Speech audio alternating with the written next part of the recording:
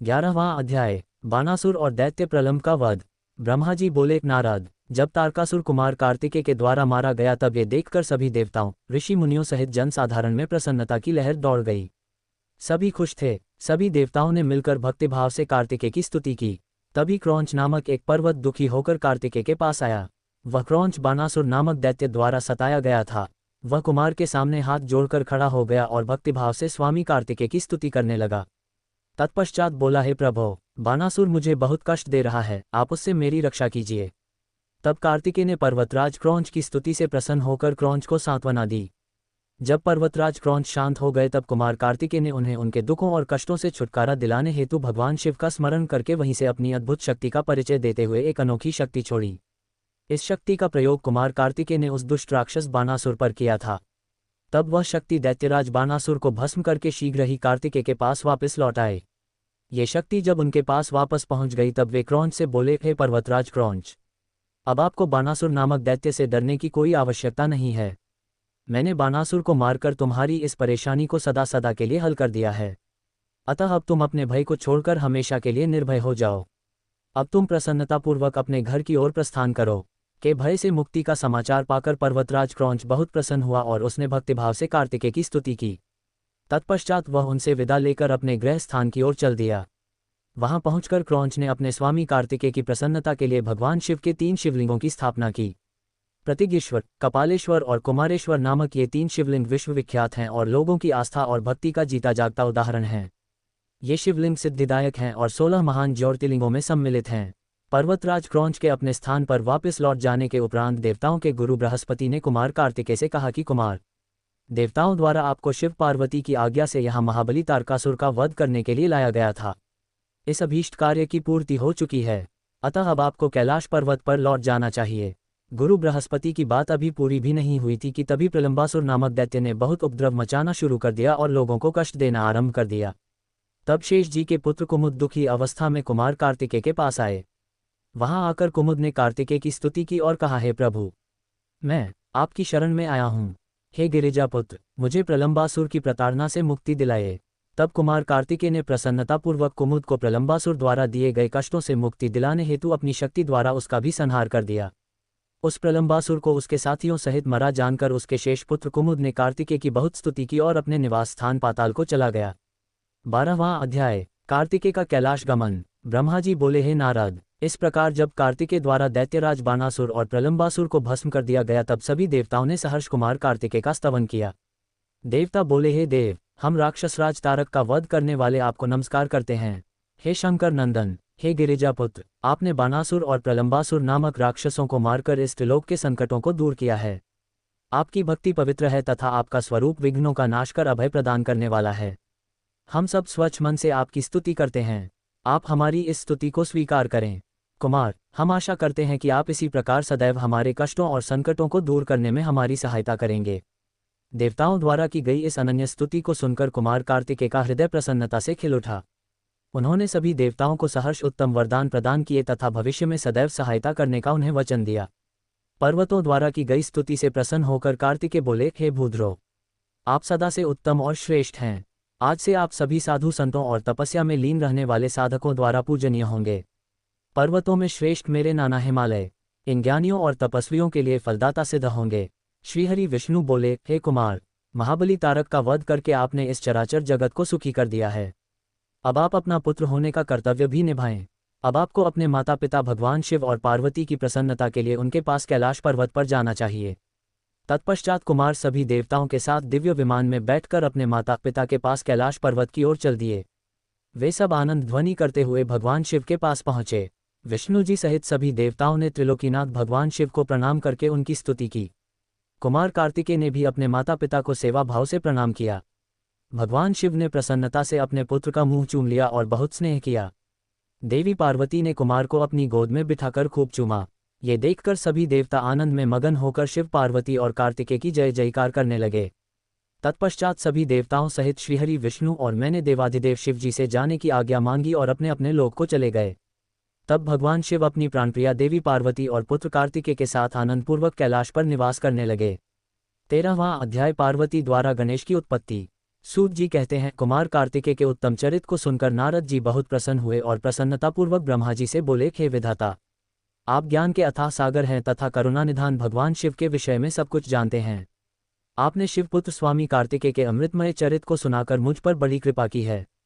भगवान, अब मैं विघ्न विनाशक श्री गणेश के विषय में जानना चाहता हूँ। उनके दिव्य चरित्र, उनकी उत्पत्ति के विषय में सब कुछ सविस्तार बताकर मुझे कृतार्थ कीजिए। मुनिश्रेष्ठ नारद के ये उत्तम वचन सुनकर ब्रह्मा जी हर्षपूर्वक बोले, नारद, तुम गणेश उत्पत्ति की कथा सुनना चाहते हो, अतएव तुम्हारी प्रसन्नता के लिए मैं तुम्हें उनके जन्म के विषय में बताता हूँ। एक बार की बात है, देवी पार्वती की दो सखियां जया और विजया, जो सदा से ही उनके पास रहती थीं, उनके पास आईं और बोली, हे सखी, यहाँ कैलाश पर्वत पर भगवान शिव के असंख्य गण हैं। वे सदा भगवान शिव की आज्ञा का प्रसन्नता से पालन करते हैं। वे सदा भगवान शिव की आज्ञा को ही सर्वोपरि मानते हैं। इसलिए आपको भी अपने लिए किसी एक विशेष ऐसे गण की रचना करनी चाहिए जिसके लिए आपकी ही आज्ञा सर्वोच्च हो और वह किसी अन्य के सामने न झुके। अपनी सखियों की बात यद्यपि पार्वती को एक बार को अच्छी लगी, परंतु अगले ही पल वे बोली कि भला मुझमें और मेरे पति में क्या भेद है। हम दोनों एक ही हैं और सभी शिवगण मुझमें और सदाशिव में कोई अंतर नहीं समझते। वे हम दोनों की ही आज्ञाओं का सदा पालन करते हैं। पार्वती जी के ये वचन सुनकर उनकी सखियां आगे कुछ नहीं बोलीं और वहां से चली गईं। एक दिन की बात है, देवी पार्वती अपने कक्ष में स्नान कर रही थीं। वे नंदी को द्वारपाल बनाकर द्वार पर बैठाकर गई थीं। तभी कक्ष में भगवान शिव का प्रवेश हो गया, क्योंकि नंदी अपने आराध्य शिव को अंदर आने से रोक ना पाए। देवी पार्वती को उस समय बड़ी लज्जा महसूस हुई। इस घटना के उपरांत पार्वती को अपनी सखियों द्वारा दिए गए सुझाव का स्मरण हुआ। तब उन्होंने सोचा कि मेरा भी कोई ऐसा सेवक होना चाहिए जो कार्यकुशल हो और मेरी आज्ञा का सदैव पालन करे, अपने कर्तव्य से कभी भी विचलित न हो। ऐसा विचार करके उन्होंने अपने शरीर के मैल से शुभ लक्षणों से युक्त उत्तम बालक की रचना की। वह बालक शोभा संपन्न, महाबली, पराक्रमी और सुंदर था। पार्वती जी ने उसे सुंदर वस्त्र और आभूषणों से विभूषित करके उसे अनेक आशीर्वाद दिए। पार्वती ने, पुत्र हो, तुम्हारा नाम गणेश है। पार्वती जी के ये वचन सुनकर वह तेजस्वी बालक गणेश बोला, हे माता, हे जननी, कहा कि तुम मेरे, आज आपने मुझे इस जगत में उत्पन्न किया है। आज से मैं आपका पुत्र हूँ। मैं आपको बारंबार नमस्कार करता हूँ। मेरे लिए अब क्या कार्य है, बताए, मैं उसे अवश्य पूरा करूँगा। तब देवी पार्वती बोली, हे पुत्र गणेश, आज से तुम मेरे द्वारपाल बन जाओ। मेरी यह आज्ञा है कि मेरे महल में कोई मेरी अनुमति के बिना प्रविष्ट न हो। कोई कितना भी हट क्यों न करे, तुम उसे अंदर नहीं आने देना। ये कहकर पार्वती ने एक छड़ी गणेश के हाथ में पकड़ा दी और प्रेमपूर्वक उनका मुख चूमकर अंदर स्नान करने के लिए चली गईं। गणेश सजगता से हाथ में छड़ी लेकर महल के द्वार पर पहरा देने लगे। उसी समय भगवान शिव देवी पार्वती से मिलने की इच्छा लेकर महल में आ गए। जब वे द्वार पर पहुंचे तो गणेश ने उनसे कहा, हे देव, इस समय मेरी माता अंदर स्नान कर रही हैं, अतः आप यहाँ से चले जाएं तथा बाद में आएं। ये कहकर उन्होंने भगवान शिव के सामने छड़ी अड़ा दी। चूंकि गणेश जी ने भगवान शिव को पहले कभी नहीं देखा था, इसलिए उन्हें वे नहीं पहचान सके। ये देखकर भगवान शिव को क्रोध आ गया और वे बोले, ओ मूर्ख, तू मुझको अंदर जाने से रोक रहा है। तू नहीं जानता कि मैं कौन हूँ। मैं शिव हूँ। मैं ही पार्वती का पति हूँ और अपने ही घर में जा रहा हूँ। ये कहकर जैसे ही भगवान शिव आगे बढ़े, गणेश जी ने उन पर छड़ी से प्रहार कर दिया। ये देखकर भगवान शिव को क्रोध आ गया। उन्होंने अपने गणों को गणेश को वहां से हटाने की आज्ञा दी और स्वयं बाहर खड़े हो गए। 14वां अध्याय, शिवगणों का गणेश से विवाद। ब्रह्मा जी बोले, नारद, शिवगण अपने प्रभु भगवान शिव की आज्ञा पाकर द्वार पर पहुंचे और द्वारपाल बने श्री गणेश को वहां से हट जाने के लिए कहा। परंतु जब गणेश ने हटने से साफ इनकार कर दिया और शिवगणों को डांटा फटकारा तो वे भी गणेश से लड़ने लगे और बोले, ओ मूर्ख बालक, अगर तू अपने प्राणों की रक्षा करना चाहता है तो अभी और इसी वक्त महल के द्वार को छोड़कर यहाँ से चला जा, अन्यथा दंड पाने के लिए तैयार हो जा। ये देखकर गणेश को क्रोध आ गया और वे कठोरतापूर्वक शिवगणों से बोले कि तुम इसी समय यहाँ से दूर चले जाओ, वरना मेरे क्रोध को भुगतने के लिए तैयार हो जाओ। गणेश की बातें सुनकर शिवगण हंसने लगे। फिर द्वारपाल श्री गणेश को डांटते हुए बोले, मूर्ख, हम भगवान शिव के गण हैं और उनकी आज्ञा से ही तुम्हें यहाँ से हटने के लिए कह रहे हैं। अब तक तुम्हें बालक समझकर हम छोड़ रहे थे, परंतु तुम तो बहुत ही हठी बालक हो, जो मानने को बिल्कुल भी तैयार नहीं हो। अभी भी कहते हैं कि शीघ्र ही यहाँ से हट जाओ, अन्यथा मार दिए जाओगे। शिवगणों के इन वाक्यों को सुनकर गणेश जी अत्यंत क्रोधित हो गए। उन्होंने शिवगणों को डांटा और धमकाकर वहां से भगा दिया। उनके इस प्रकार डांटने से शिवगण भयभीत होकर वहां से भागकर भगवान शिव के पास वापस आ गए। वहां जाकर उन शिवगणों ने अपने स्वामी भगवान शिव को जाकर सारी बातें बता दीं। ये सुनकर भगवान शिव ने क्रोधित होकर श्री गणेश को द्वार से हटाने का आदेश अपने गणों को दिया। शिवगण पुनः द्वार पर पहुंचे और गणेश को हटने के लिए कहने लगे, परंतु गणेश ने वहां से हटने से साफ इनकार कर दिया। गणेश निर्भय होकर उन गणों से बोले कि मैं पार्वती का पुत्र हूँ और तुम भगवान शिव के गण हो। हम दोनों ही अपनी अपनी जगह अपने अपने कर्तव्य का पालन कर रहे हैं। तुम शिवजी की आज्ञा मानकर मुझे द्वार से हटाना चाहते हो, परंतु मैं अपनी माता की आज्ञा मानते हुए उनकी बिना आज्ञा प्राप्त किए किसी को भी इस द्वार से प्रवेश करने की आज्ञा नहीं दे सकता। अतः मुझसे बार बार द्वार से हटने के लिए न कहो और जाकर अपने आराध्य स्वामी को इसकी सूचना दे दो। तब शिवगण भगवान शिव के पास गए और उन्हें सब बातों से अवगत करा दिया। भगवान शिव तो महान लीलाधारी हैं, उनकी बातों को समझ पाना अत्यंत कठिन है। ये सुनकर उन्होंने अपने गणों से कहा कि वह छोटा सा बालक अकेला तुम्हें डरा रहा है और तुम इतनी अधिक संख्या में होकर भी उससे डर रहे हो। जाओ, जाकर उससे युद्ध करो और उसे बंदी बनाकर द्वार के सामने से हटाकर ही मेरे सामने आना। 15वां अध्याय शिवगणों से गणेश का युद्ध। ब्रह्मा जी बोले, नारद, जब भगवान शिव ने इस प्रकार अपने गणों को आज्ञा दी कि वे द्वार पर खड़े उस गण को किसी भी प्रकार से हटा दें, तब शिवगण निर्भय होकर पुनः महल के द्वार पर आ खड़े हुए। उन्हें देखकर गणेश जी हंसने लगे और बोले कि तुम फिर से आ गए। तुम्हें मैंने अभी समझाया था कि मैं यहाँ से हटने वाला नहीं हूँ। मेरी माता पार्वती ने मुझे इसीलिए ही उत्पन्न किया है ताकि मैं उनकी हर आज्ञा का पालन कर सकूँ। मेरे लिए उनकी आज्ञा ही सर्वश्रेष्ठ है, उनकी अवज्ञा मेरे वश में नहीं है। तुम ऐसे ही बार बार मुझे परेशान करने के लिए यहाँ आ रहे हो। तब शिवगण बोले, अरे मूर्ख, अब की बार हम तुमसे विनम्रता से कहने नहीं आए हैं, क्योंकि लातों के भूत बातों से नहीं मानते। अब हम तुम्हें तुम्हारी धृष्टता के लिए दंड देने आए हैं। ये कहकर सभी शिवगण, जो कि विभिन्न प्रकार के आयुधों से विभूषित थे, गणेश पर टूट पड़े। गणेश और शिवगणों में बहुत भयानक युद्ध होने लगा, परंतु गणेश के साहस और पराक्रम को देखकर सभी शिवगणों के होश उड़ गए। शिवजी का कोई भी गण गणेश को परास्त नहीं कर सका। गणेश ने अकेले ही अनेकों शिवगणों को मार मार कर घायल कर दिया और वहां से भागने को विवश कर दिया। तत्पश्चात पुनः महल के द्वार पर डटकर खड़े हो गए। तब सब शिवगण घायल अवस्था में शिवजी के पास पहुंचे और उन्हें सारी बातें कह सुनाईं। हे नारद, तभी मैं और श्रीहरि भी भगवान शिव के दर्शनों के लिए कैलाश पर पहुंचे। वहां हमने भगवान शिव को इस प्रकार चिंतित देखकर उनकी परेशानी का कारण पूछा। तब शिवजी ने कहा, हे विधाता, हे विष्णु, मेरे महल के द्वार पर एक बालक हाथ में छड़ी लेकर खड़ा है और वह मुझे महल के भीतर नहीं जाने दे रहा है। अतः मैं यहाँ खड़ा हूँ। उसने मेरे गणों को भी मार पीट कर वहां से भगा दिया है। ब्रह्मा जी, आप जाकर उस बालक को समझाएं। तब मैं भगवान शिव की आज्ञा से गणेश को समझाने के लिए गया। मुझे वहां आया देखकर गणेश जी का क्रोध और बढ़ गया और वे मुझे मारने के लिए दौड़े। उन्होंने मेरी दाढ़ी मूंछें नोच डाली और मेरे साथ गए गणों को प्रताड़ित करने लगे। ये देखकर मैं वहां से लौट आया। भगवान शिव को मैंने सारी घटना बता दी। ये सुनकर उन्हें बहुत क्रोध आया।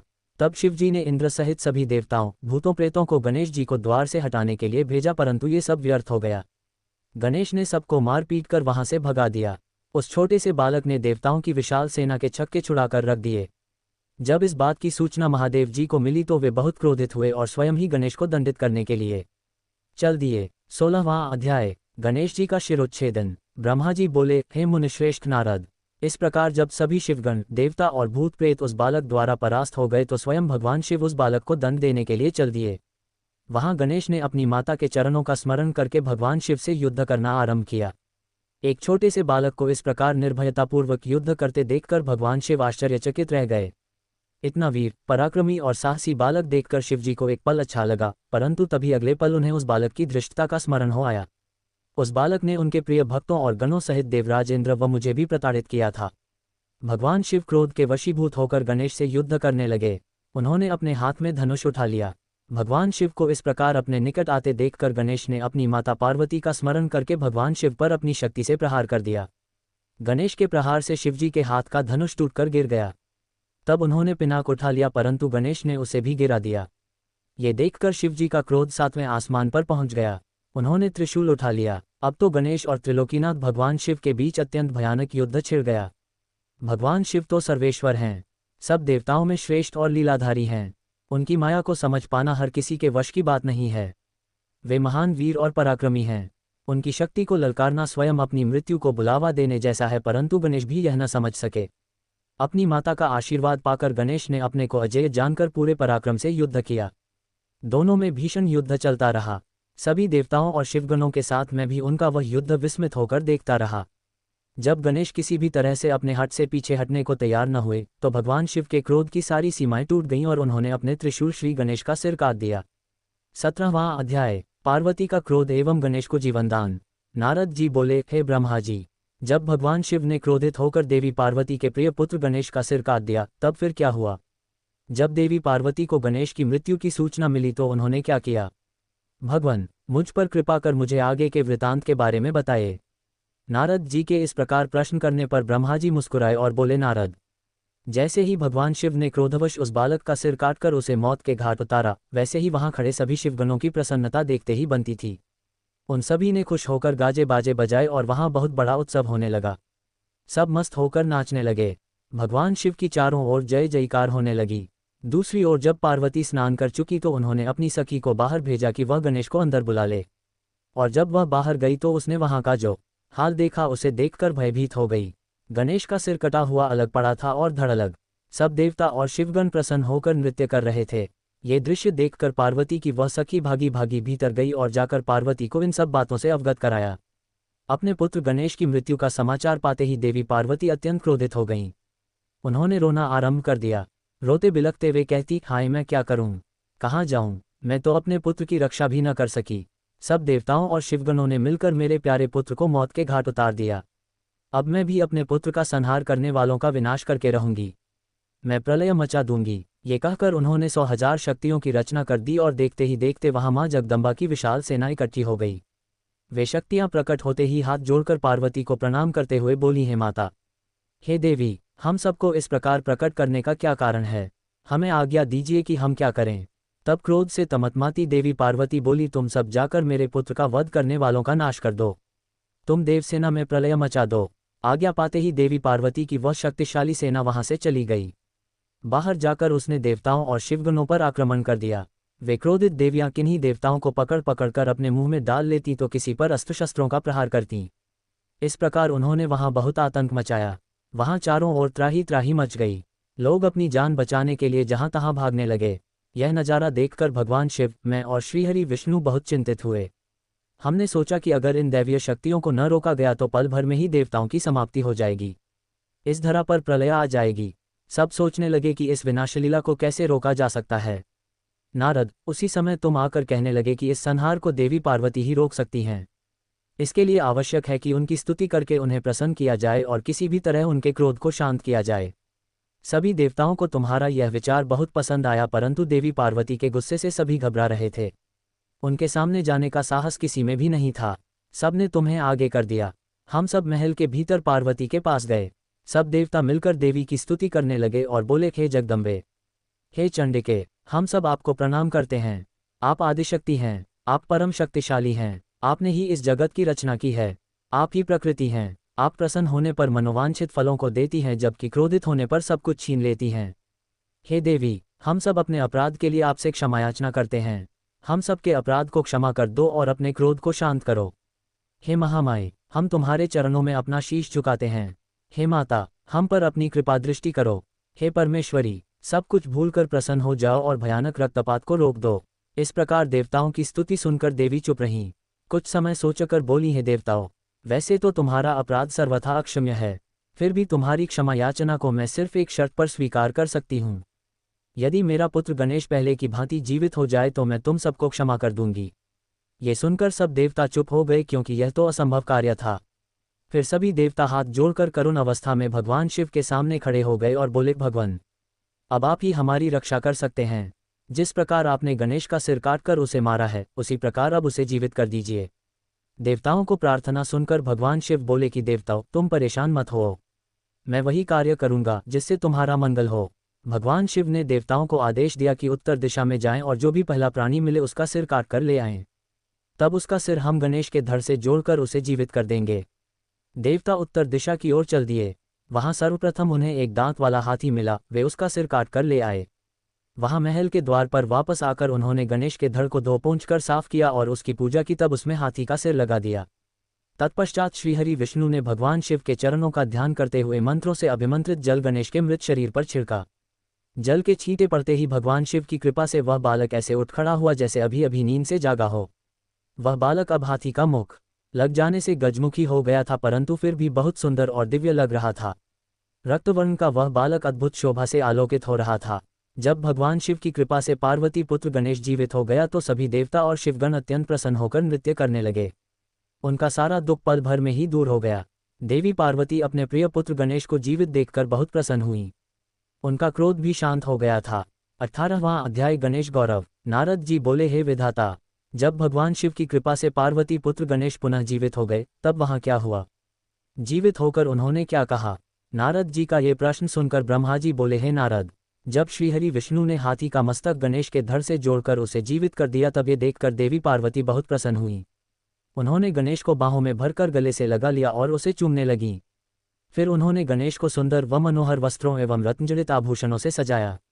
अनेक सिद्धियों एवं मंत्रों से विधिपूर्वक अपने पुत्र का पूजन करने के बाद कल्याणमयी पार्वती ने गणेश के सिर पर हाथ रखकर वरदान देते हुए कहा, ऐ मेरे प्यारे पुत्र गणेश, तुझे तेरी माता की आज्ञा से बहुत कष्ट सहना पड़ा, परंतु आज के बाद तुझे कभी भी किसी भी प्रकार का कोई कष्ट नहीं होगा। सभी देवता तुझे पूजेंगे। पुत्र, तुम्हारे मस्तक पर सिंदूरी रंग की आभा है, इसलिए तुम्हारा पूजन सदैव सिंदूर से किया जाएगा। जो भी सिद्धियों और अभीष्ट फलों को प्राप्त करने के लिए तुम्हारा पूजन सिंदूर से करेगा, उसके काम में आने वाली सभी बाधाएं और विघ्न दूर हो जाएंगे। इस प्रकार जब देवी पार्वती ने गणेश पर अपने आशीर्वादों की कृपा की, तब भगवान शिव भी प्रसन्नतापूर्वक गणेश के सिर पर हाथ फेरने लगे। माता पार्वती ने प्रसन्नतापूर्वक पहले भगवान शिव को देखा, फिर श्री गणेश को संबोधित करती हुई बोली, पुत्र, यही तुम्हारे पिता भगवान शिव हैं। तब गणेश जी तुरंत उठ खड़े हुए और भगवान शिव के चरणों पर गिरकर अपने अपराध की क्षमा मांगने लगे। गणेश ने कहा, हे पिताजी, मैं अज्ञानतावश आपको पहचान नहीं सका, इसी कारण मैंने आपको घर के भीतर नहीं जाने दिया था। हे प्रभु, आप मेरी इस मूर्खता को कृपा करके क्षमा कर दें। अपने पुत्र गणेश को इस प्रकार क्षमायाचना करते देखकर भगवान शिव ने प्रसन्नतापूर्वक उन्हें क्षमा कर दिया। तब मैं, विष्णु जी और शिव जी त्रिदेवों ने कहा, जिस प्रकार इस संसार में हम तीनों देवों की पूजा होती है, उसी प्रकार गणेश भी सभी के द्वारा पूज्य होंगे। किसी भी मांगलिक कार्य में सर्वप्रथम गणेश का पूजन किया जाएगा, तत्पश्चात हम सबका। यदि ऐसा न किया गया तो पूजा सफल नहीं मानी जाएगी तथा पूजा का फल भी नहीं मिलेगा। तब शिवजी ने सभी मांगलिक पूजन वस्तुएं मंगाकर गणेश का पूजन किया। उसके बाद मैंने, विष्णु जी, पार्वती और अन्य देवताओं ने भी उनकी विधि विधान से पूजा की। उसके उपरांत सभी देवताओं ने उन्हें यथायोग्य वरदान प्रदान किए। उसी दिन से गणेश जी को अग्रपूजा का आशीर्वाद मिला। 19वां अध्याय गणेश चतुर्थी व्रत का वर्णन। ब्रह्मा जी बोले, हे मुनिश्रेष्ठ नारद, इस प्रकार गणेश जी के जीवित होने पर सब और आनंद छा गया। सभी बहुत प्रसन्न थे। सभी देवता उन्हें विभिन्न प्रकार के वरदान प्रदान कर रहे थे। तब ईश्वरों के ईश्वर महादेव जी भी गणेश पर अपनी विशेष कृपा दृष्टि बनाकर बोले, हे गिरिजानंदन, तुम मेरे दूसरे पुत्र हो। तुम्हें न पहचानने के कारण तुम्हारा यहाँ अपमान हुआ है, इसलिए मेरे भक्तों ने तुम पर आक्रमण किया, परंतु आज से कोई भी तुम्हारा विरोध नहीं करेगा। तुम सभी के पूजनीय और वंदनीय होगे। तुम साक्षात जगदम्बा के तेज से उत्पन्न होने के कारण परम तेजस्वी और पराक्रमी हो। तुम्हारी वीरता और साहस का लोहा इस संसार में हर प्राणी मानेगा। आज से तुम मेरे सभी शिवगणों के अध्यक्ष हो। ये सभी तुम्हारे आदेशों का ही पालन करेंगे। आज से तुम गणपति नाम से भी जाने जाओगे। ये कहकर सर्वेश्वर भगवान शिव 2 पल के लिए मौन हुए, फिर बोले, हे गणपति, तुम्हारा जन्म भाद्रपद मास के कृष्ण पक्ष की चतुर्थी तिथि को देवी पार्वती के निर्मल हृदय से चंद्रमा के उदय के समय हुआ है। इसलिए आज से इस दिन जो भी पूरी भक्तिभावना से तुम्हारा स्मरण करके व्रत करेगा, उसे समस्त सुखों की प्राप्ति होगी। मार्गशीर्ष मास के कृष्ण पक्ष की चतुर्थी के दिन सुबह स्नान करके व्रत रखें। धातु, मूंगे या मिट्टी की मूर्ति बनाकर उसकी प्रतिष्ठा करें। तत्पश्चात मूर्ति की दिव्य गंधों, चंदन एवं सुगंधित फूलों से पूजा करें। रात्रि में 12 अंगुल लंबी 3 गांठ वाली 101 दूर्वाओं से पूजन करना चाहिए। उसके बाद धूप, दीप, नैवेद्य, तांबूल, अर्घ्य देकर गणेश जी की पूजा करें। बाद में बाल चंद्रमा का पूजन करें। फिर ब्राह्मणों को उत्तम भोजन कराएं। स्वयं बिना नमक का ही खाना खाएं। इस प्रकार इस उत्तम गणेश चतुर्थी व्रत को करें। जब व्रत करते करते 1 वर्ष पूरा हो जाए तब भक्तिभावना से इस व्रत का उद्यापन करना चाहिए। उद्यापन में 12 ब्राह्मणों को भोजन कराएं। व्रत का उद्यापन करते समय पहले से स्थापित कलश के ऊपर गणेश की मूर्ति रखें। वेदी तैयार कर उस पर अष्टदल कमल बनाकर हवन करें। तत्पश्चात मूर्ति के सामने 2 स्त्रियों व 2 बालकों को बिठाकर उनकी विधि विधान से पूजा करें। फिर उन्हें आदरपूर्वक भोजन कराएं। पूरी रात उनका भक्तिभाव से जागरण करें। सुबह होने पर गणेश जी का पुनः पूजन करें। पूजन करने के पश्चात उनका विसर्जन कर दें। फिर बालकों से का आशीर्वाद लेकर उनसे स्वस्ति वाचन कराएं और व्रत को पूर्ण करने हेतु श्री गणेश को पुष्प अर्पित करें। तत्पश्चात भक्तिभाव से दोनों हाथ जोड़कर उन्हें नमस्कार करें। हे गणेश, इस प्रकार जो श्रद्धापूर्वक उत्तम भक्तिभाव के साथ तुम्हारी शरण में आएगा और तुम्हें रोज पूजेगा, उसके सभी कार्य सफल हो जाएंगे तथा उसे सभी अभीष्ट फलों की प्राप्ति होगी। गणेश का पूजन सच्चे मन से सिंदूर, चंदन, चावल और केतकी के फूलों से करने वाले के सभी विघ्नों और क्लेशों का नाश हो जाएगा। उस मनुष्य के अभीष्ट कार्य अवश्य ही सिद्ध होंगे। ये गणेश चतुर्थी व्रत सभी स्त्री एवं पुरुषों के लिए श्रेष्ठ है। विशेषतः जो मनुष्य अभ्युदय की इच्छा रखते हैं उन्हें उत्तम भक्तिभावना से इस व्रत को अवश्य करना चाहिए, क्योंकि गणेश चतुर्थी का व्रत करने वाले मनुष्य की सभी इच्छाएं और कामनाएं पूरी होती हैं। इसलिए सभी मनुष्यों को इस श्रेष्ठ व्रत को पूरा करना चाहिए तथा सदैव तुम्हारी भक्तिभाव से आराधना करनी चाहिए।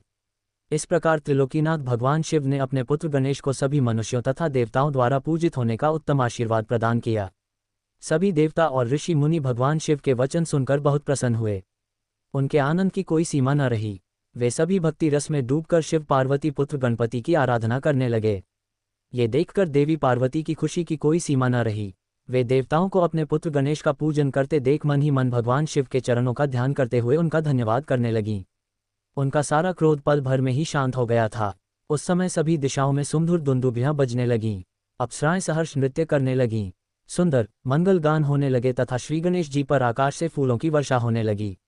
अपने पुत्र को गणाधीश बनाए जाने पर माता पार्वती फूली नहीं समा रही थीं। उस समय चारों ओर उत्सव होने लगा। तत्पश्चात उस समय वहां उपस्थित समस्त देवता और ऋषि मुनि उस स्थान के निकट गए जहां भगवान शिव और देवी पार्वती अपने पुत्र गणेश के साथ विराजमान थे। देवताओं और ऋषियों ने भक्तिभावना से उन्हें नमस्कार किया और उनकी स्तुति करने लगे। फिर शिवजी से विदा लेकर सब अपने अपने धामों को चले गए। फिर मैं और श्रीहरि भी उनसे विदा लेकर अपने लोकों को लौट गए। जो मनुष्य शुद्ध हृदय से सावधान होकर इस परम मंगलकारी कथा को सुनता है वह सभी मंगलों का भागीदार हो जाता है। ये गणेश चतुर्थी व्रत की उत्तम कथा पुत्रहीनों को पुत्र, निर्धनों को धन, रोगियों को आरोग्य, अभागों को सौभाग्य प्रदान करती है। जिस स्त्री का पति उसे छोड़कर चला गया हो, गणेश की आराधना के प्रभाव से पुनः उसके पास लौट आता है। दुखों और शोकों में डूबा मनुष्य इस उत्तम कथा को सुनकर शोक रहित होकर सुखी हो जाता है। जिस मनुष्य के घर में श्री गणेश की महिमा का वर्णन करने वाले उत्तम ग्रंथ रहते हैं उस घर में सदा मंगल होता है। श्री गणेश की कृपा अपने भक्तों पर सदा रहती है और वे अपने भक्तों के कार्य में आने वाले सभी विघ्नों का विनाश कर उसकी सभी मनोकामनाओं को पूरा करते हैं। 20वां अध्याय, पृथ्वी परिक्रमा का आदेश, गणेश विवाह व कार्तिकेय का रुष्ट होना। नारद जी ने पूछा, हे विधाता, आपने मुझे श्री गणेश के जन्म एवं उनके अद्भुत पराक्रम और साहस के साथ माता पार्वती के द्वार की रक्षा करने का उत्तम वृतांत सुनाया। अब मुझे ये बताइए कि जब भगवान शिव ने गणेश को पुनर्जीवित करके अनेक आशीर्वाद प्रदान किए तब उसके पश्चात वहां क्या हुआ। ब्रह्मा जी बोले, हे मुनिश्रेष्ठ नारद, तत्पश्चात भगवान शिव पार्वती अपने दोनों पुत्रों गणेश और कार्तिकेय के साथ आनंदपूर्वक अपने निवास कैलाश पर्वत पर रहने लगे। शिव पार्वती अपने पुत्रों गणेश और कार्तिकेय की बाल लीलाओं को देखकर बहुत प्रसन्न होते और बहुत लाड प्यार करते। वे दोनों अपने माता पिता की भक्तिभावना से पूजा अर्चना करते थे, जिससे शिव पार्वती बहुत प्रसन्न होते। धीरे धीरे ऐसी ही लीलाओं के बीच समय बीतता गया और गणेश व कार्तिकेय युवा हो गए। तब एक दिन शिव पार्वती साथ साथ बैठे हुए आपस में बातचीत कर रहे थे। देवी पार्वती ने भगवान शिव से कहा कि प्रभु, हमारे दोनों ही पुत्र विवाह के योग्य हो गए हैं, अतः हमें अब दोनों पुत्रों का विवाह कर देना चाहिए।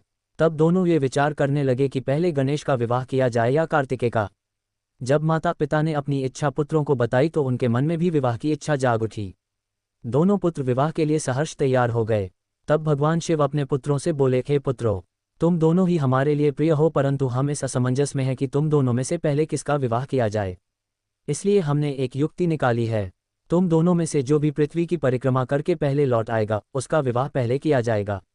अपने पिता के ये वचन सुनकर कुमार कार्तिकेय तुरंत अपने वाहन पर सवार होकर यथाशीघ्र पृथ्वी की परिक्रमा करने हेतु माता पिता की आज्ञा लेकर निकल पड़े, परंतु श्री गणेश वहीं यथावत खड़े होकर कुछ सोचने लगे। तत्पश्चात उन्होंने घर के अंदर जाकर स्नान किया और पुनः माता पिता के पास आए और बोले, आप दोनों मेरे द्वारा लगाए गए इन आसनों को ग्रहण कीजिए, मैं आप दोनों की परिक्रमा करना चाहता हूँ। तब भगवान शिव और देवी पार्वती ने हर्षपूर्वक आसन ग्रहण कर लिया।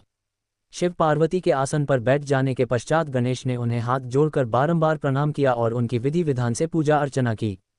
पूजा करने के बाद उन्होंने भक्तिभाव से उनकी 7 बार परिक्रमा की। माता पिता की 7 बार परिक्रमा करने के पश्चात गणेश हाथ जोड़कर प्रभु के सामने खड़े हो गए और उनकी स्तुति करते हुए बोले, आपकी आज्ञा को मैंने पूरा किया, अब आप यथाशीघ्र मेरा विवाह संपन्न कराएं। ये सुनकर शिव पार्वती ने गणेश से पृथ्वी की परिक्रमा कराने के लिए कहा। उन्होंने कहा कि जिस प्रकार कार्तिकेय पृथ्वी की परिक्रमा करने गए हैं, तुम भी जाओ और उनसे पहले लौट आओ, तभी तुम्हारा विवाह पहले हो सकता है। शिव शिवा के ये वचन सुनकर गणेश बोले, आप दोनों तो महाबुद्धिमान हैं, आपके ज्ञान की कोई सीमा नहीं है, आप धर्म और शास्त्रों में पारंगत हैं। मैं तो आपकी आज्ञा के अनुरूप पृथ्वी की परिक्रमा एक बार नहीं बल्कि 7 बार कर आया हूँ। ये सुनकर शिव पार्वती बड़े आश्चर्यचकित होकर बोले कि हे पुत्र, तुम इतनी विशाल 7 द्वीप वाली समुद्र, पर्वत और काननों से युक्त पृथ्वी की परिक्रमा कब कर आए? तुम तो यहाँ से कहीं गए भी नहीं। भगवान शिव और देवी पार्वती के इस प्रकार किए गए प्रश्न को सुनकर बुद्धिमान गणेश जी बोले, मैंने आप दोनों की पूजा करके आपकी 7 बार परिक्रमा कर ली है। इस प्रकार मेरे द्वारा पृथ्वी की परिक्रमा पूरी हो गई। वेदों में इस बात का वर्णन है कि अपने माता पिता की श्रद्धाभाव से पूजा करने के पश्चात उनकी परिक्रमा करने से पृथ्वी की परिक्रमा का पुण्यफल प्राप्त होता है। माता पिता के चरणों की धूल ही पुत्र के लिए महान तीर्थ है। वेद शास्त्र इसको प्रमाणित करते हैं। फिर आप क्यों इस बात को मानने से इनकार कर रहे हैं? हे पिताश्री, आप तो सर्वेश्वर हैं, निर्गुण, निराकार, परब्रह्म ईश्वर हैं। भला आप कैसे मेरे वचनों को झुठला सकते हैं? कृपा कर बताइए कि शास्त्रों के अनुसार क्या मैं गलत हूँ? इस प्रकार गणेश जी के वचन सुनकर शिव पार्वती अत्यंत आश्चर्यचकित हुए।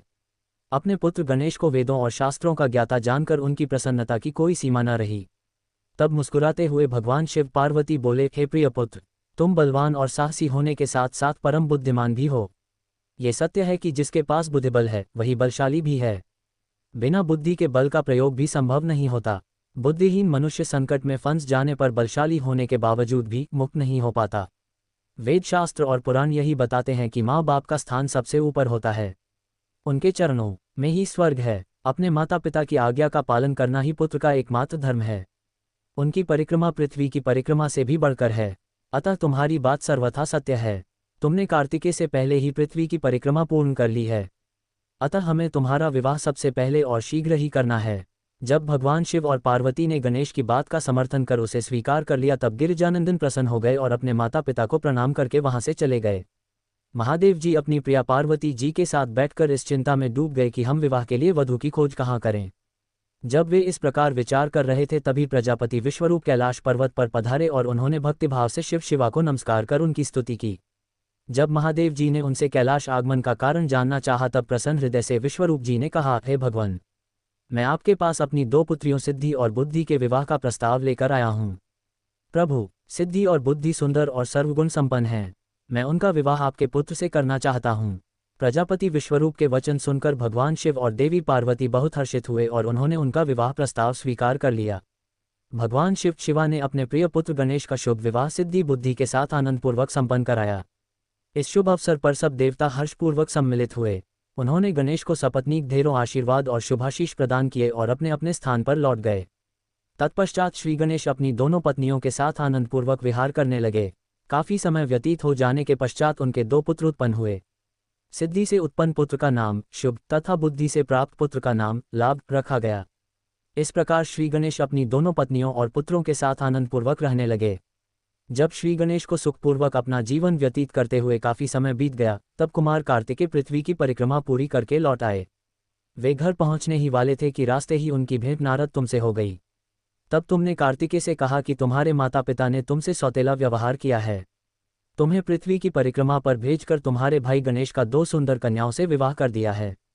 अब तो उनके 2 पुत्र भी हो चुके हैं और वे आनंदपूर्वक अपना जीवन सुख से बिता रहे हैं। ये तुम्हारे माता पिता ने अच्छा नहीं किया है। नारद, तुम्हारी ऐसी बातें सुनकर कार्तिकेय क्रोध में भर गए। वे अत्यंत व्याकुल होकर अतिशीघ्र घर पहुंचे। क्रोध के कारण उनका मुख लाल हो गया था। कैलाश पर्वत पर पहुंचकर उन्होंने अपने माता पिता को हाथ जोड़कर प्रणाम किया। तत्पश्चात उन्होंने अपने माता पिता से इस विषय पर अपनी नाराजगी प्रकट की। कार्तिकेय ने कहा कि आप दोनों ने अपने ही पुत्र को धोखे से यहाँ से भगा दिया और अपने प्रिय पुत्र गणेश का चुपचाप विवाह रचा दिया। आप दोनों ने मेरे साथ सौतेले पुत्र जैसा व्यवहार किया है। यदि आप गणेश का ही विवाह पहले करना चाहते थे तो मुझसे एक बार कहते, मैं स्वयं अपने भाई गणेश का विवाह उत्साहपूर्वक आनंद के साथ कराता, परंतु आपने छल कपट का सहारा लिया। आप सिर्फ एक पुत्र से ही प्यार करते हैं। मेरे होने न होने का आपको कोई फर्क ही नहीं पड़ता। अतः मैं यहाँ से हमेशा हमेशा के लिए जा रहा हूँ। अब मैं क्रौंच पर्वत पर जाकर सदैव तपस्या करूँगा। ये कहकर कुमार कार्तिकेय वहाँ से चले गए। भगवान शिव और पार्वती ने उन्हें समझाना चाहा पर उन्होंने उनकी बात अनसुनी कर दी। नारद, उस दिन से स्वामी कार्तिकेय कुमार नाम से प्रसिद्ध हो गए। तब से इन तीनों लोकों में उनका नाम कुमार कार्तिकेय विख्यात हो गया। कार्तिकेय का नाम पापहारी, शुभकारी, पुण्यमयी एवं ब्रह्मचर्य की शक्ति प्रदान करने वाला है। कार्तिक पूर्णिमा के दिन कृति नक्षत्र में जो भी मनुष्य स्वामी कार्तिकेय के दर्शन अथवा पूजन करता है उसके सभी पाप नष्ट हो जाते हैं और उसे मनोवांछित फलों की प्राप्ति होती है।